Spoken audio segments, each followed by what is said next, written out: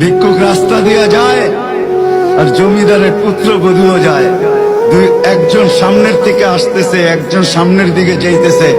দুইজনের ক্রসিং এর সময় ভিক্ষুকের গায়ের কাদা জমিদারের পুত্রবধূর গায়ে লেগে গেছে।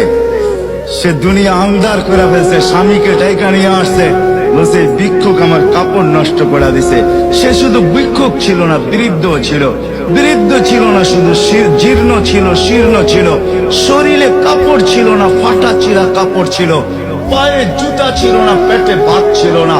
জমিদারের পুত্র সইতে পারে নাই, যৌবনী শক্তি সয় কি কইরা তার স্ত্রীর গায়ে ভিক্ষুকের কাদা।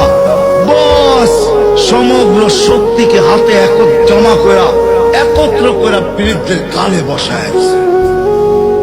বৃদ্ধ কিচ্ছু বলে নাই, শুধু উপরের দিকে তাকায় দুই তিনটা শব্দ উচ্চারণ করছেন। শব্দগুলা হলো ইয়া মাল্লাহ, তারা হলো ওয়ুন, ও আল্লাহ চোখে দেখা যায় না।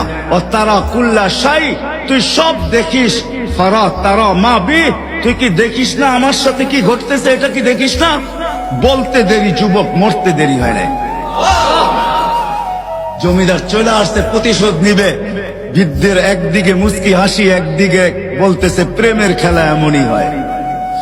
জিজ্ঞাসা করছে কিসের প্রেমের খেলা রে?